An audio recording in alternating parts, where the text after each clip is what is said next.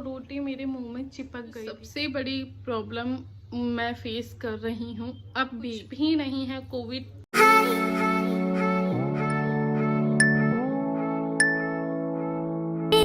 Hi guys, welcome back to my channel. मैं मधु आपका स्वागत करती हूँ अपने यूट्यूब चैनल पर। तो इस तरह से मैं पहुँचती हूँ हॉस्पिटल। वहाँ मेरा ऑक्सीजन लेवल चेक किया जाता है, फिर मेरी पल्स रेट चेक की जाती है। उसके बाद मुझे एडमिट कर लिया जाता है, एक फॉर्म फिल कर देते हैं और फिर वहाँ मैं एडमिट हो जाती हूँ। तो मेरे एडमिट होने के आधे घंटे बाद ही मुझे ऑक्सीजन लगा दिया जाता है और बेड दे दिया जाता है। एक बेड नहीं, दो बेड मुझे मिले वहाँ पर। ये बहुत अच्छी चीज़ थी। ठीक है, जब मेरे को ऑक्सीजन दे दी गई तो मैं ऑक्सीजन पे ही रही 2 दिन लगातार। और ना ही मुझे कुछ खाने में अच्छा लग रहा था, ना ही कुछ पीने में अच्छा लग रहा था। और मुझे विद ऑक्सीजन ही मैं फ़्रेश होने के लिए जाती थी, वॉशरूम वगैरह जाती थी। और फिर वही हाल था कि ऑक्सीजन तो मिल गई थी बट मेरी मेडिसिन नहीं थी वहाँ पर, कोई मेरा ट्रीटमेंट नहीं हुआ। जिस वार्ड में थी उसमें और भी पेशेंट थे, 3 या 4 पेशेंट होंगे और उन सभी को कोविड था, सभी कोविड से जूझ रहे थे उस टाइम पर।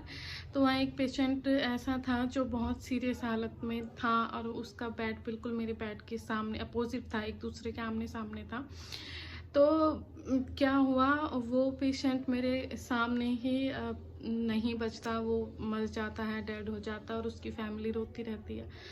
तो वो चीज़ देख के मेरा और वहाँ दिमाग ख़राब हुआ और मैं डिप्रेशन में चली गई। तो फिर जहाँ वहाँ के जो वार्ड बॉय था, मैंने उनको कहा कि प्लीज़ आप मेरा रूम चेंज कर दीजिए, मैं यहाँ नहीं रह सकती। तो फर्स्ट डे मेरा ऐसा भी था। वार्ड बॉय ने मेरा बेड दूसरे रूम में शिफ्ट कर दिया, दूसरे वार्ड में शिफ्ट कर दिया।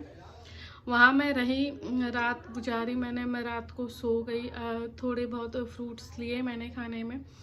फिर उसके बाद उसी में एक लेडीज़ को लेके आते हैं, काफ़ी ओल्ड लेडी थी, एजिड भी थी। तो वो भी उसी दिन जिस रूम में मैं शिफ्ट थी उसी रूम में वो भी 2-4 घंटे पता ना जी भी थी कि नहीं जी, वो भी मर गई, उसकी भी डेथ हो गई। वो भी कोविड की ही पेशेंट थी। मैंने देख लिया कि लोग बच नहीं रहे हैं सभी धीरे धीरे। मैं कल ही तो हॉस्पिटल में एडमिट हुई हूँ। जिस रूम में पहले थी वहाँ भी एक एक्सपायर हो गया और आज इस रूम में शिफ्ट हुई तो मैं आज भी यहाँ ये एक्सपायर हो गया। मैंने कहा वार्ड बॉय से, मैंने कहा भैया आप प्लीज़ इस बॉडी को यहाँ से ले जाइए, मेरा दिमाग बहुत ज़्यादा ख़राब होता जा रहा है। फिर उन्होंने कहा कि अभी इसकी फैमिली यहाँ नहीं है, वो फैमिली डर रही है इसको घर ले जाने से इनकी, ऐसा मुझे उस वार्ड बॉय ने बताया। तो कहीं ना कहीं मेरे दिमाग में ये चल रहा था कि मेरा अभी फ़िलहाल तो हॉस्पिटल में कोई ट्रीटमेंट हो नहीं रहा है, तो पता ना मैं बचूंगी या नहीं बचूंगी, या मेरी भी ऐसी ही कंडीशन होगी या मैं मर जाऊंगी। फिर मैंने हस्बैंड को कहा कि नहीं, मेरे को यहाँ से भी शिफ्ट करो कहीं और।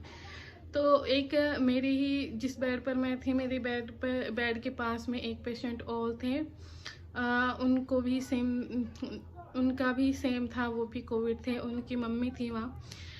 तो वो उनका ध्यान रख रही थी। उन्होंने कहा कि बेटा आप उस रूम में चले जाओ और वहाँ सिर्फ कुछ भी नहीं है, 2-3 ही पेशेंट्स हैं। जो रूम उन्होंने बताया मैं वहाँ शिफ्ट हो गई। वहाँ है ना क्या था, वो हॉस्पिटल बहुत अच्छा था। हॉस्पिटल तो अब बहुत से लोग कहेंगे हॉस्पिटल अच्छा कैसे हो सकता है। हॉस्पिटल वो इसलिए अच्छा था, एक तो वहाँ कोई क्राउड नहीं था, बहुत ज़्यादा भीड़ भाड़ नहीं थी, साफ़ सफाई का बहुत ध्यान था। और अगर एक वार्ड में हम 4 पेशेंट हैं तो पता ही नहीं पड़ता कि इस रूम में या इस वार्ड में कोई और पेशेंट भी है, इतनी शांति थी वहाँ। बट वहाँ का माहौल अच्छा था, उसके अकॉर्डिंग जहाँ मेरा टेस्ट हुआ था वहाँ से ज़्यादा ये हॉस्पिटल बहुत अच्छा रहा। मैं तीसरे वार्ड में शिफ्ट हुई और फाइनली मैं उसी वार्ड में रही जब तक मैं घर आई ठीक होके। तो हॉस्पिटल जाने के बाद मैंने 3-3 वार्ड चेंज कर लिए थे अपने। तो क्या होता है, मैं 2 दिन हो गए थे, मुझे तीसरा दिन हुआ था। तो उसमें एक नई लेडी आई जिस वार्ड में मैं थी। वहाँ उन्होंने मुझसे पूछा कि बेटा आप यहाँ कितने दिन से हो। मैंने कहा मैं 2 दिन से हूँ यहाँ, आज मुझे तीसरा दिन है। फिर मैंने उनसे पूछा, आप कह रही है मेरे को 4 दिन यहाँ हो गए और अब मैं घर जाऊँगी। मैंने कहा घर? वो मैं भी एकदम शौक हो गई। मैंने कहा 4 दिन में इतनी जल्दी ठीक हो गई, कोई घर कैसे जा सकता है। फिर उन्होंने बताया कि उनका ट्रीटमेंट बाहर से चल रहा है, बाहर के जो अच्छे एशियन और सर्वोदय वगैरह हॉस्पिटल है वहाँ से चल रहा है, और यहाँ जहाँ पर वो थी, हम थे, वहाँ वो सिर्फ ऑक्सीजन ले रही थी, क्योंकि उस जगह को छोड़कर कहीं भी ऑक्सीजन नहीं थी कहीं भी। उन्होंने फिर हमें भी यही सजेस्ट किया कि आप सिर्फ यहाँ ऑक्सीजन पर रहने से, बेड मिलने से आपकी तबीयत ठीक नहीं होगी, आपको कहीं बाहर से ट्रीटमेंट लेना होगा। वो भी इसी चीज़ के लिए एग्री हो गए, क्योंकि मेरे को 2 दिन से कोई भी ट्रीटमेंट नहीं मिल रहा था। तो फिर सबने यही फाइनल किया कि अब मेरा जो मेरा ट्रीटमेंट है अब वो बाहर से होगा, और ऑक्सीजन और बेड में वहीं पर रहूँगी मैं। जब तक मैं ठीक नहीं हो जाती मैं वहीं रहूँगी। क्या पता घर आने के बाद मुझे ऑक्सीजन की ज़रूरत हो, और जो कि थी, इसलिए मुझे वहीं शिफ्ट कर दिया गया। ठीक है, फिर वहाँ के जो डॉक्टर थे उनसे टेस्ट लिखवाया कि इनका टेस्ट कराओ। तो उन्होंने, जो डॉक्टर थे, उन्होंने मेरा सीटी स्कैन लिखा कि मधु का सीटी स्कैन कराओ, और उसके बाद ही जो भी रिपोर्ट में आता है उसके बेस पर इनका ट्रीटमेंट होगा।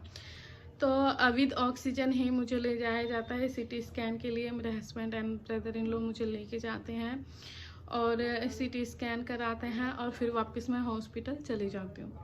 ठीक है, अगले दिन ही मुझे मेरी रिपोर्ट का पता चलता है कि रिपोर्ट आ गई है।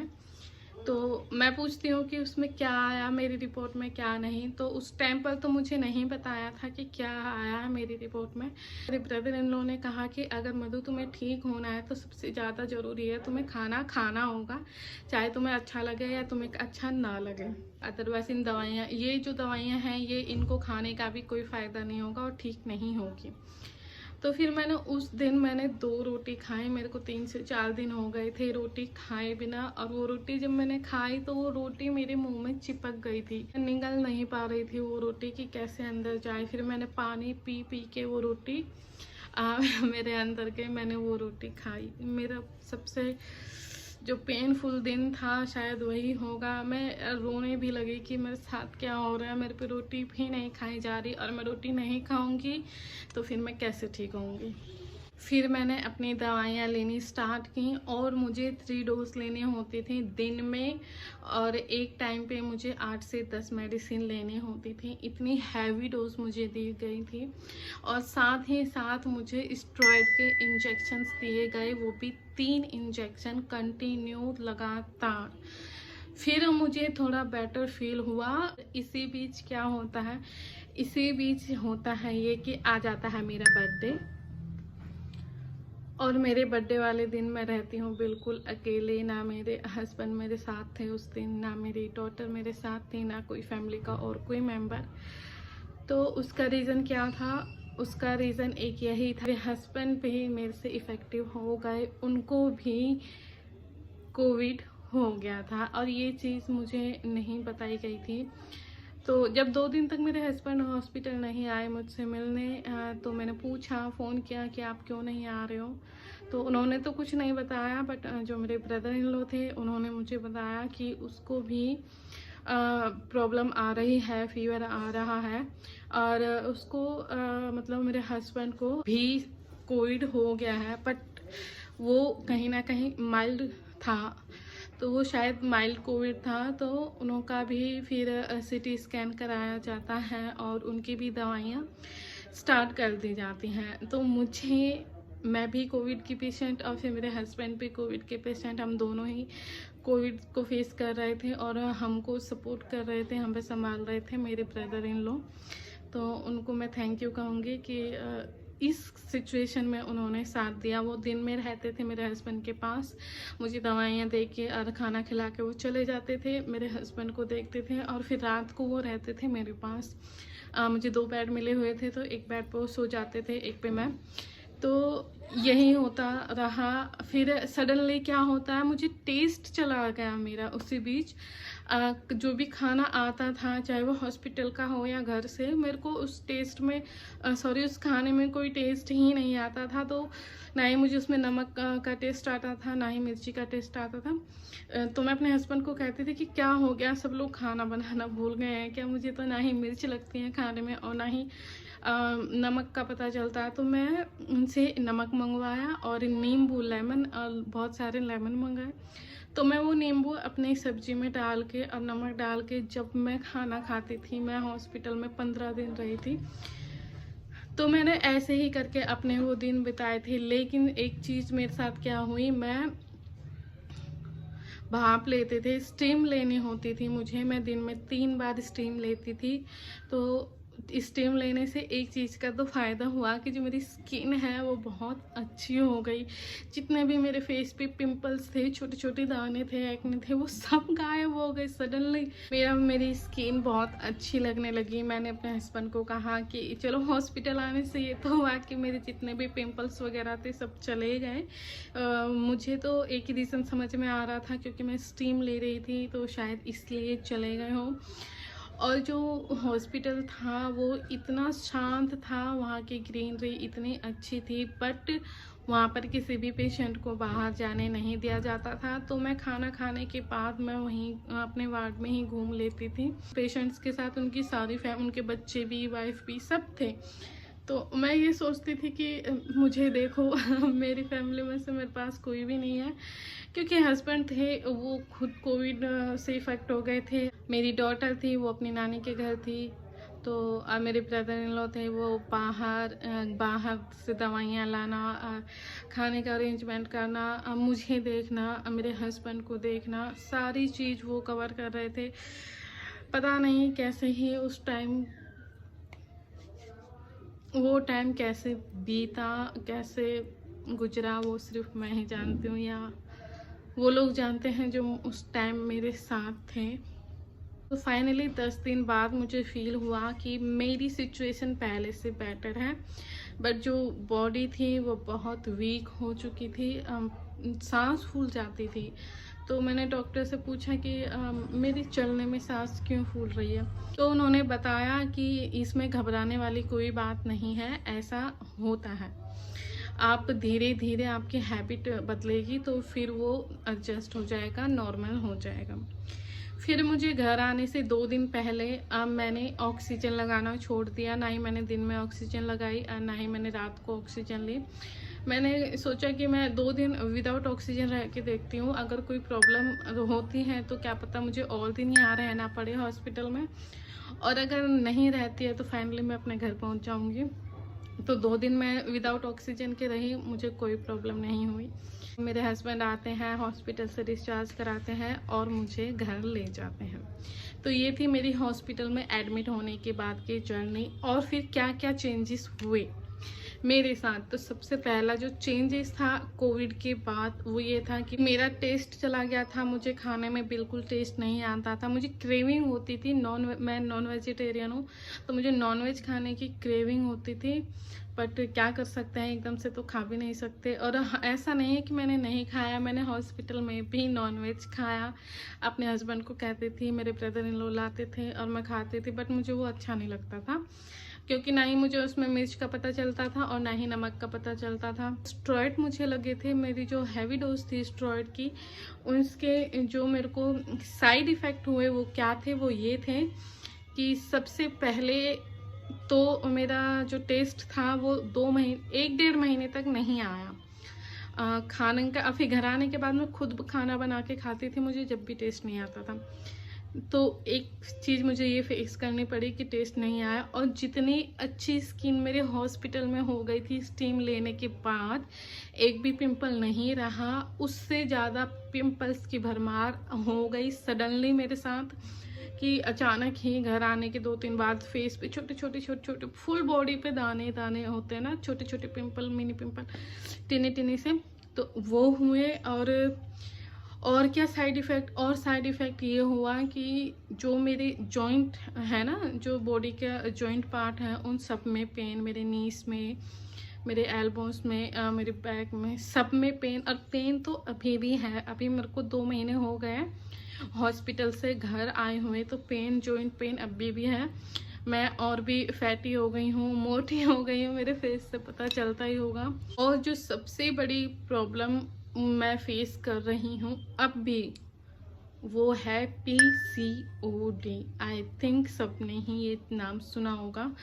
तो मुझे हॉस्पिटल से डिस्चार्ज हुए 2 महीने हो गए हैं। मैंने अपने जो मेरी पोस्ट कोविड है वो भी रिकवर कर लिया है, बट मुझे PCOD की प्रॉब्लम फेस करनी पड़ रही है लास्ट मंथ भी, और इस मंथ तक तो अभी कुछ है ही नहीं।